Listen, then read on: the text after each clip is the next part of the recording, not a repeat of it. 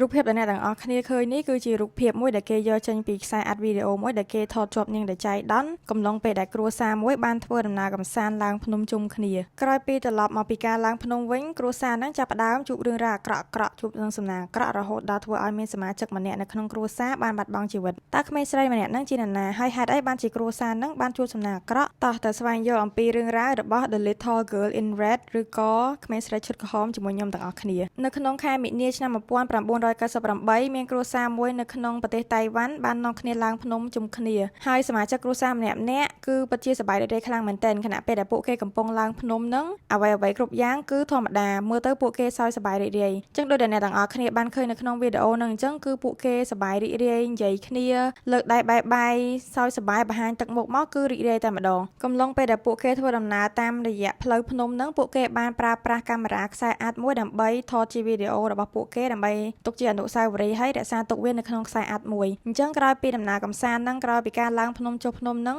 ងអ្នកផ្ទះនឹងបានត្រឡប់មកវិញប្រកបដោយសុវត្ថិភាពអត់មានរឿងអីកើតឡើងទេតាំងពីត្រឡប់មកពីឡើងភ្នំវិញខ្សែអាតវីដេអូនឹងអត់មានអ្នកគេបានចាប់អារម្មណ៍នឹកនាចាក់វាមើលអីទៅគេទុកវាចោលនៅលើតុអត់ខ្វល់អត់ខ្វាក់នឹកនាដល់វាហ្មងរហូតដល់ថ្ងៃមួយលោកតាម្នាក់ដែលមានអាយុ80ឆ្នាំនឹងគាត់បានធ្លាក់ខ្លួនឈឺភ្លាមៗដោយអត់មានមូលហេតុហើយគាត់ក៏បានបាត់បង់ជីវិតចឹងនៅក្នុងឯកសារខ្លះគេបាននិយាយថាគាត់ស្លាប់ដោយសារតែគាត់នឹងកាំងបេះដូងប៉ុន្តែក៏អត់មានប្រភពណាមួយដែលបញ្ជាក់អំពីមូលហេតុច្បាស់លាស់នៃការស្លាប់របស់គាត់ដែរហើយអ្នកផ្ទះហ្នឹងគឺគាត់គិតថាអត់សមនឹងមានរឿងអញ្ចឹងកើតឡើងដោយសារតែលោកតាគឺគាត់នៅភើគាត់អត់មានជំងឺអីសោះវាអត់សមថាសុកគាត់កាំងបេះដូងស្លាប់គឺគ្រួសារហ្នឹងអត់អាចទទួលយកបានទេហើយនៅពេលដែលពួកគេកាន់ទុកហ្នឹងពួកគេនឹកនាដល់លោកតាអញ្ចឹងដើម្បីរំលឹកអំពីអនុស្សាវរីយ៍ល្អៗដែលពួកគេមានជាមួយគ្នាសមាជិកនៅក្នុងគ្រួសារហ្នឹងក៏សម្រេចចិត្តថាយកខ្សែអាតវីដេអូហ្នឹងមកចាក់មើលដើម្បីរំលឹកទៅដល់ការចងចាំរឿងរ៉ាវល្អៗដែលពួកគេធ្លាប់មានជាមួយគ្នានឹងនៅពេលដែលវីដេអូត្រូវបានចាក់បង្ហាញសមាជិកគ្រួសារម្នាក់ចាប់ផ្ដើមឃើញពីសកម្មភាពដែលពួកគេធ្លាប់មានជាមួយគ្ន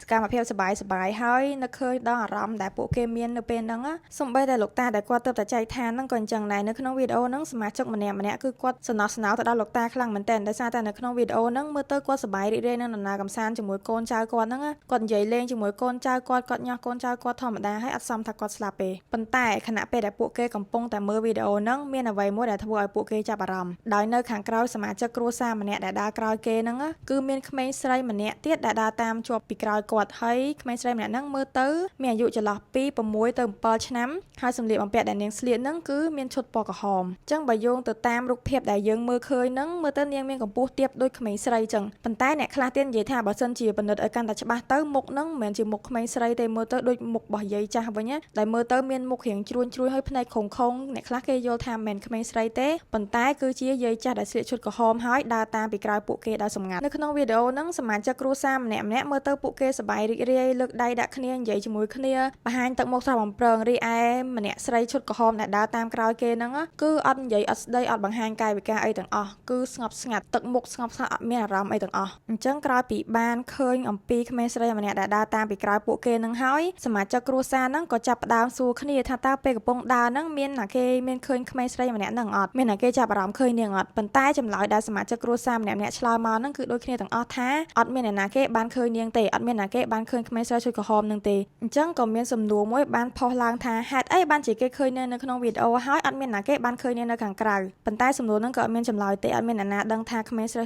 ឈុតក្រហមហ្នឹងជាអ្នកណាទេអញ្ចឹងសមាជិកគ្រួសារហ្នឹងគាត់បានសន្និដ្ឋានថាក្មេងស្រីឈុតក្រហមហ្នឹងគឺជាអ្នកដែលធ្វើឲ្យគ្រួសាររបស់ពួកគេជួបប្រទះនៅសំណាងអាក្រក់ហើយក្មេងស្រីឈុតក្រហមហ្នឹងហើយដែលជាអ្នកដាក់បណ្ដាសាឲ្យលោកតាហ្នឹងឆាប់ស្លាប់ដោយសារតែខណៈពេលដែលពួកគេថតវីដេអូហ្នឹងគេគិតថាមុខលោកតានៅក្នុងចំណុចមួយហ្នឹងគឺដូចខ្មោចចឹងគាត់ដូចមានចង្គោមហើយមានធ្មេញខ្មៅដែលវាខុសពីគាត់ចឹងគេគិតថាក្មេងស្រីម្នាក់ហ្នឹងហើយដែលជាអ្នកធ្វើឲ្យលោកតាហ្នឹងស្លាប់ប៉ុន្តែជាក់ស្ដែងទៅគឺអត់មានហេតុផលអត់មានភស្តុតាងណាមួយដែលបញ្ជាក់ថាក្មេងស្រីម្នាក់ហ្នឹងគឺជាអ្នកដែលធ្វើឲ្យលោកតាហ្នឹងស្លាប់មែនពិតប្រាកដឡើយចឹងគ្រួសារហ្នឹងគាត់អត់អស់ចិត្តទេគឺគាត់ទៅរកគ្រូទាយទៅរកគ្រូមើលទៀតថាលោកតាហ្នឹងស្លាប់ដោយសារក្មេងម្នាក់ហ្នឹងអត់ហើយគ្រូទាយហ្នឹងគ្រាន់តែបានឃើញវីដេអូហ្នឹងហើយគាត់និយាយថានៅក្នុងវីដេអូហ្នឹងគាត់មានអារម្មណ៍ថាមានចំហាយខ្មៅងងឹតហើយមានចំហាយអវិជ្ជមានខ្លាំងមែនទែនមានមតិខ្លះទេគេបាននិយាយថាអញ្ចឹងបើគិតឲ្យមែនទែនទៅលោកតាគឺគាត់មានវ័យច្រើនហើយគាត់មានវ័យរហូតដល់ទៅ80ឆ្នាំហើយអញ្ចឹងវាអាចថាគាត់ដែលគាត់កើតនៅបញ្ហាកាំងបេះដូងហ្នឹងវាគឺជាជំងឺធម្មជាតិជំងឺជារារបស់គាត់ដោយសារតែធម្មតាចាស់គាត់មិន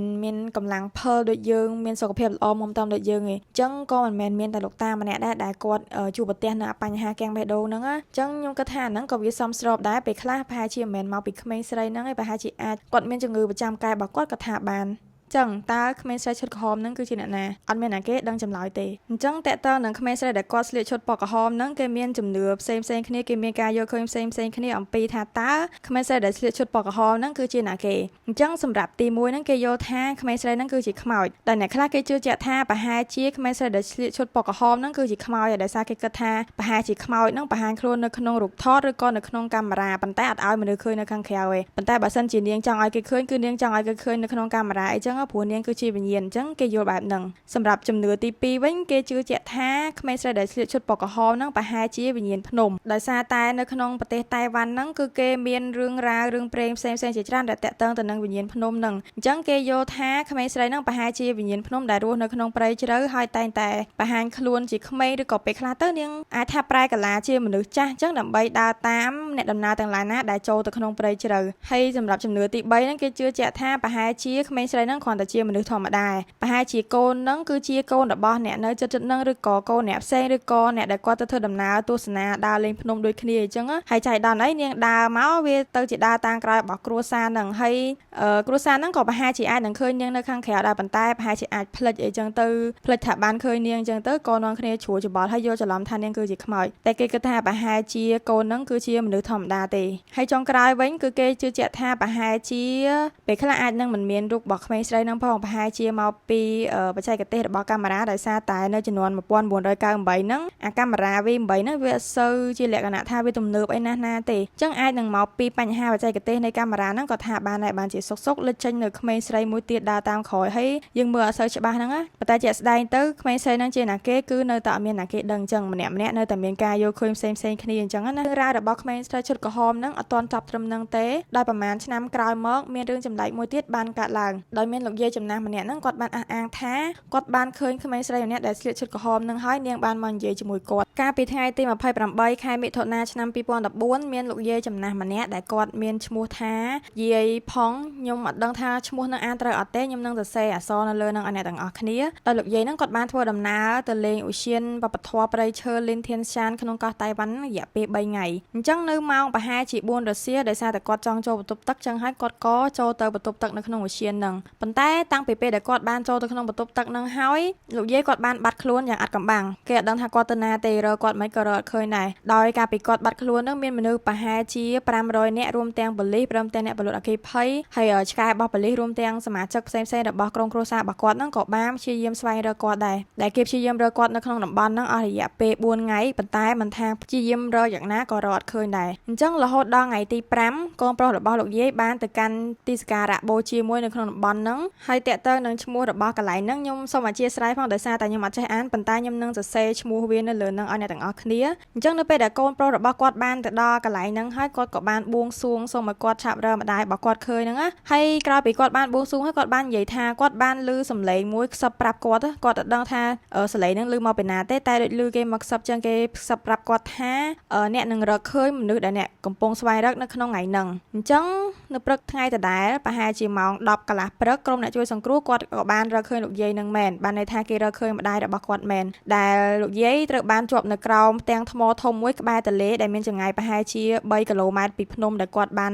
ទៅលេងហ្នឹងហើយអ្វីដែលគួរឲ្យភ្ញាក់ផ្អើលហ្នឹងគឺគាត់នៅមានជីវិតហើយគាត់នៅដឹងខ្លួនទៀតប៉ុន្តែមានរឿងអាត់កំបាំងមួយគេនិយាយថាអញ្ចឹងកន្លែងដែលគេរកឃើញលោកយាយហ្នឹងគឺពិបាកទៅដល់មែនទែនកន្លែងហ្នឹងវាមានចរន្តទឹកហូរខ្លាំងហើយសូម្បីតែមនុស្សដែលសុខភាពល្អអ្នកដែលគាត់អាចធ្វើដំណើរបានស្រួលដូចថាមនុស្សវ័យក្មេងក៏ពិបាកទៅដល់កន្លែងហ្នឹងដែរចុះហេតុអីបានជាលោកយាយគាត់អាចទៅដល់កន្លែងហ្នឹងហើយគាត់ទៅដល់របៀបណាហើយថៃបានគាត់ទៅដល់កន្លែងហ្នឹងហើយគាត់នៅមានជីវិតហើយគាត់នៅដឹងខ្លួនទៀតអញ្ចឹងគេឆ្ងល់កន្លែងហ្នឹងអញ្ចឹងបន្ទាប់ពីគេរកឃើញគាត់ហើយគេក៏បញ្ជូនលោកយាយទៅកាន់មន្ទីរពេទ្យអញ្ចឹងនៅពេលដែលគេបញ្ជូនគាត់ទៅកាន់មន្ទីរពេទ្យហ្នឹងលោកយាយគាត់បាននិយាយថាក្រោយពីគាត់ចេញពីបន្ទប់ទឹកគាត់បានជួបក្មេងស្រីតូចម្នាក់ដែលស្លៀកពាក់ឈុតពណ៌ក្រហមហើយកាន់ឆ័ត្រពណ៌ក្រហមដែរអញ្ចឹងបើយោងទៅតាមអីដែលលោកយាយគាត់និយាយគាត់បាននិយាយថាក្មេងស្រីតូចហ្នឹងបាននាំគាត់ចូលទៅក្នុងព្រៃជ្រៅហើយក្រោយមកប៉ូលីសបានពិនិត្យមើលវីដេអូកាមេរ៉ាសុវត្ថិភាពរបស់ឧទ្យានវីដេអូហ្នឹងក៏បង្ហាញពីសកម្មភាពលោកយាយគាត់ដើរចេញមែនគេឃើញគាត់ដើរចេញទៅតាមច្រកទ្វារចំហៀងហើយដើរទៅកាន់ភ្នំប៉ុន្តែគេអត់មានឃើញក្មេងស្រីណាស្លៀកឈុតពណ៌ក្រហមដើរជាមួយគាត់ទេគេឃើញគាត់ដើរតែម្នាក់ឯងអញ្ចឹងហើយអ្វីដែលចម្លែកហ្នឹងគឺលោកយាយគាត់មាន មានរាងកាយខ្សោយបានន័យថាធម្មតាគាត់មនុស្សចាស់គាត់មិនមែនដើរភើដូចក្មេងៗទេគាត់ពិបាកនៅក្នុងការដើរអញ្ចឹងប៉ុន្តែនៅពេលដែលគេមើលរូបភាពរបស់គាត់នៅក្នុងវីដេអូហ្នឹងគឺគេឃើញគាត់ដើរលឿនហើយឆ្ពោះទៅកាន់ភ្នំបានន័យថាវាមិនមែនដូចគាត់ឃើញគាត់ដើរឡើងលឿនហើយដើរធម្មតាដូចមិនមែនមនុស្សចាស់ដូចមិនមែនមនុស្សឈឺអញ្ចឹងហើយដោយសារតែឃើញអាសកម្មភាពរបស់គាត់នៅក្នុងវីដេអូហ្នឹងធ្វើឲ្យគ្រួសាររបស់គាត់ហ្នឹងមានអារម្មណ៍ថាភ្ញាក់ផ្អើលហើយឆ្ងល់ព្រោះវាមិនមែនជាលោកយាយទេអញ្ចឹងហើយគេសួរលោកយាយថាមិនបានរយៈពេលដែលគាត់បានបាត់ខ្លួនប្រហែលជា 4-5 ថ្ងៃហ្នឹងមិនបានគាត់នៅមានជីវិតអញ្ចឹងហើយលោកយាយគាត់បាននិយាយថារយៈពេលដែលគាត់បានបាត់ខ្លួនហ្នឹងគឺគាត់រស់នៅបានដោយសារតែគាត់ហ្នឹងផឹកទឹកទន្លេហើយគាត់បាននិយាយថាក្មេងស្រីតូចដែលស្លៀកឈុតពណ៌ក្រហមហ្នឹងគឺនៅកំដរគាត់នៅរស់នៅជាមួយគាត់អស់រយៈពេលប្រហែលជា 4-5 ថ្ងៃហ្នឹងនិយាយទៅកំឡុងពេលដែលគាត់បាត់ខ្លួនហ្នឹងគឺកូនក្មេងស្រីហ្នឹងនៅជាមួយគាត់រហូតហើយរហូតដល់ថ្ងៃដែលគេរកឃើញគាត់ហ្នឹងបានក្មេងស្រីហ្នឹងបាត់ខ្លួនវិញគាត់និយាយចឹងណាលោកយាយក៏គាត់បានបន្ថែមទៀតថាគាត់បានជួបជាមួយនឹងគូស្វាមីភរិយាចាស់មួយគូបានន័យថាពេលដែលក្មេងស្រីនឹងបាត់ខ្លួនគាត់បានជួបជាមួយនឹងប្តីប្រពន្ធចំណាស់ហ្នឹងហើយប្តីប្រពន្ធចំណាស់ហ្នឹងបានជួបជាមួយគាត់ហើយបាននាំគ្នានិយាយលេងមួយគាត់អញ្ចឹងក្រោយពីពេលហ្នឹងមកក៏គេរកឃើញលោកយាយវិញអញ្ចឹងសម្រាប់អ្នកដែលគាត់ជឿខាងអបិយជំនឿគាត់ជឿថាអញ្ចឹងក្មេងស្រីដែលលោកយាយឃើញហ្នឹងប្រហែលជាក្មេងស្រីដែលគ្រួសារមួយបានជួបប្រទះកាលពីឆ្នាំ1998ហ្នឹងគេគិតថាកូនក្មេងស្រីដែលលោកយាយជួបហ្នឹងហើយនឹងក្មេងស្រីដែលដើរតាមក្រោយគ្រួសារមួយនៅប្រទេសតៃវ៉ាន់ហ្នឹងជាមនុស្សតែមួយជាវិញ្ញាណតែមួយអញ្ចឹងបើយោងទៅតាមជំនឿនៅក្នុងតំបន់ហ្នឹងគេជឿជាក់ថាក្មេងស្រីដែលស្លៀកឈុតពណ៌ក្រហមហ្នឹងនាងគឺជាវិញ្ញាណភ្នំដែលតែងតែចេញមកតាក់ទាញមនុស្សឲ្យចូលទៅក្នុងព្រៃជ្រៅគេយល់ថាតាមការពិតទៅវិញ្ញាណរបស់លោកយាយផឹងហ្នឹងគឺត្រូវបានគេអន្តើងទៅឲ្យបានន័យថាលោកយាយគឺត្រូវបានពពួកវិញ្ញាណភ្នំអន្តើងទៅឲ្យតែពពួកវិញ្ញាណភ្នំហ្នឹងបានបង្ហាញខ្លួនមកជារូបរាងរបស់ក្មេងស្រីដែលស្លៀកពាក់ឈុតពណ៌ក្រហមហ្នឹងហើយដោយសារតែកូនប្រុសរបស់លោកយាយហ្នឹងបានទៅបួងសួងនៅកន្លែងទីសក្ការៈបូជារបស់លោកតាម្ចាស់ដីនៅនឹងអញ្ចឹងដោយសារតែលោកតាហ្នឹងគាត់បានឮពីការបួងសួងរបស់កូនប្រុសរបស់លោកយាយអញ្ចឹងហើយបានជាគាត់បង្ហាញខ្លួនមកជាមួយនឹងប្រពន្ធគាត់ដើម្បីមកជួយសង្គ្រោះលោកយាយហើយរីឯក្មេងស្រីឈុតក្រហមហ្នឹងវិញដោយសារតែមានម្ចាស់ទឹកម្ចាស់ដីមកជួយលោកយាយអញ្ចឹងហើយនាងអាចនៅនឹងបានទេអញ្ចឹងហើយបាននាងរលាយបាត់ខ្លួនទៅអញ្ចឹងបានជាលេចចេញនៅរូបរាងរបស់មនុស្សវ័យចំណាស់2នាក់មកហើយបានជាក្មេងស្រីហ្នឹងបាត់ខ្លួនគេយល់ថាអញ្ចឹងប៉ុន្តែមែនតើទៅគឺយើងអត់មានអីដើម្បីបញ្ជាក់ថាក្មេងស្រីឈុតក្រហមហ្នឹងគឺជាវិញ្ញាណភ្នំមែនឬក៏ប្តីប្រពន្ធចាស់មកគូដែលលោកយាយឃើញហ្នឹងគឺជាវិញ្ញាណភ្នំមែនឬក៏អត់ទេគឺយើងអត់មានអីដើម្បីមកបញ្ជាក់ថាពួកគេគឺជាអមនុស្សមែនអញ្ចឹងហើយអ្នកខ្លះទៀតគេគិតថាអញ្ចឹងក៏ពិតទៅអីដែលលោកយាយឃើញទាំងអស់ហ្នឹងគឺគ្រាន់តែជា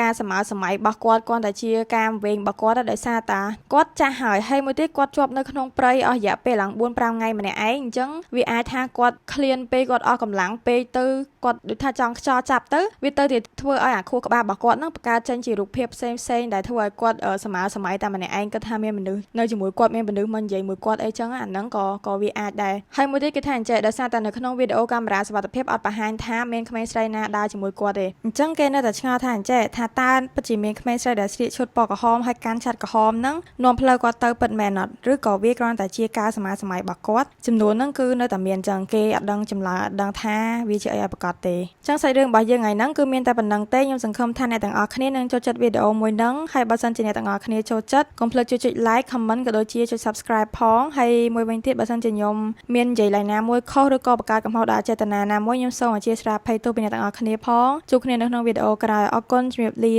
បាយ